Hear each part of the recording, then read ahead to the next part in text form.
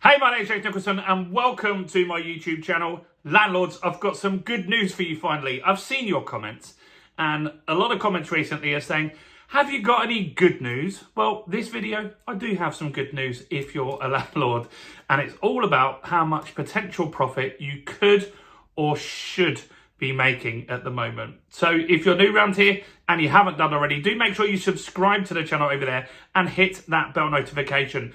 We're just past 42,000 subscribers now, on the way to 43,000 subscribers. And by subscribing, you'll get all the latest property news every single day. Let's get some more views on this video by smashing like, tickling like, doing something to the like button. That really helps us with the YouTube algorithm, and that's helped the channel grow so far. So thanks to everyone that does that.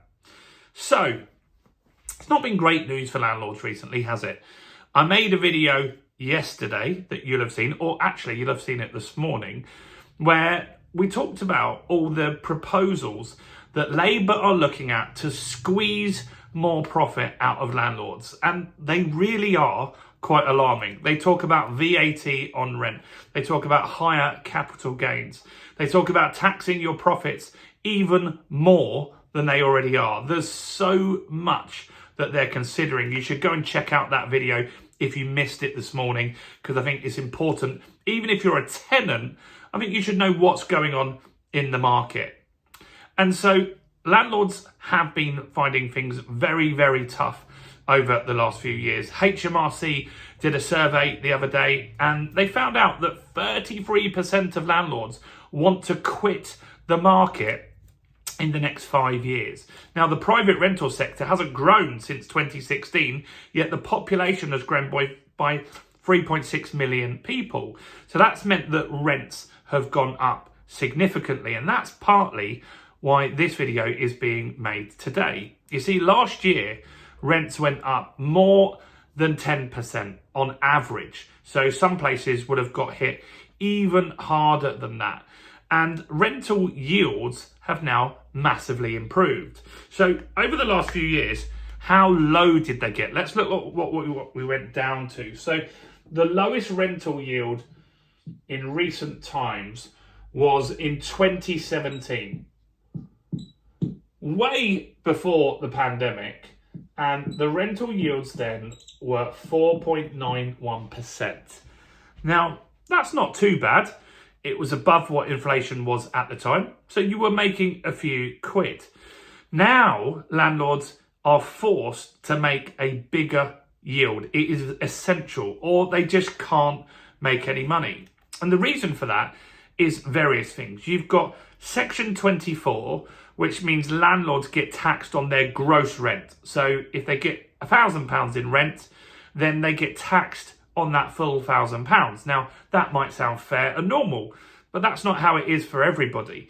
If you have a plumbing business, for example, you get taxed on your profit after your deduction. So after the cost of the boiler, after the cost of the fuel, after the cost of wages, national insurance, you get taxed on the profits.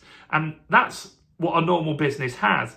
But landlords don't. They get taxed on the gross rent. Now, you can remove a few deductions before anyone jumps into the comments and says that, but it's a fraction of what you normally would be able to, and it's totally different to other types of business. You've also got the threat of EPCs.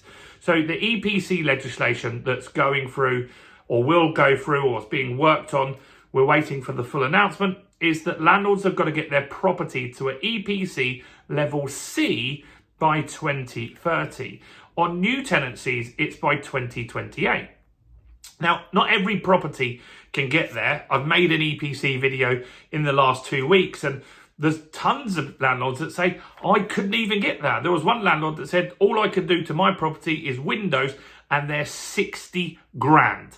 60 grand because he's got Georgian windows, and that would cost a huge amount of money to get them custom made and stuff like that. So that can be very expensive. That means that some landlords are quitting, but others are having to increase rent to take this into account. You've got potentially VAT being charged on rent, and that's going to mean rents are going to need to go up as well.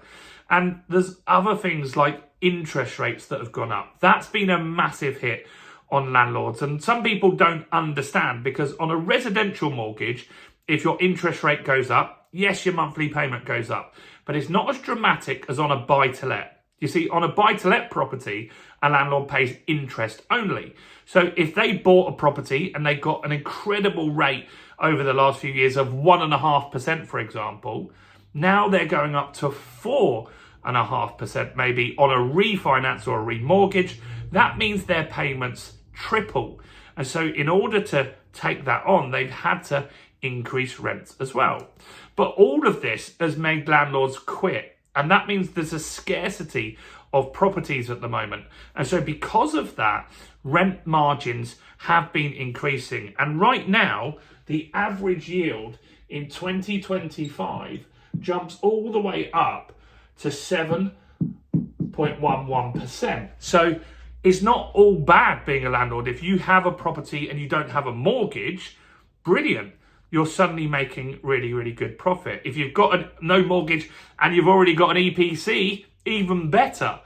So there are scenarios where this is positive. And so this is going to be a necessity, and that's not good for tenants. So the fact is, landlords will need to make more money and more profit in order to get a piggy bank set aside to do this EPC. They've got to spend 15 grand on each property potentially. They've also got the volatility of rates going up, rates going down, and it's simple supply and demand. So if you are a landlord and you stick in the market, rents are going to go up just because there are going to be less rental properties. As I said, we've got the same amount of rental properties today as we had in 2016, 9 years ago, but we've got 3.6 million additional people in the country. The rental market is also looking at shrinking to lower properties, less rental properties than we had in 2016. Even with Labour's proposals to build more properties, there aren't going to be enough. And if the rental market shrinks even more, then rents will go through the roof. So this is something to keep an eye on. And it does mean that you can be smart and you can make money as a landlord. But the problem is, in the HMRC survey the other day, more than half of landlords are what we call accidental landlords. They inherited a property, or they have a property that they kept, they bought another property, and then they rented out that first property. That wasn't their goal when they bought their property, it was to live in it. And so they're accidental landlords. And so for them, they might not have things structured the right way. And that's very important at the moment. And that's why a channel like this is busier than ever, because you need to know what's going on with the legislation so you can get ahead of things and prepare and really understand how you can do things in a more tax efficient way. And if you want to learn more about being a landlord or being a property investor, look, yields are at an all-time high. They're doing really well at the moment. And we've got a course called The Fundamentals of Property Investing.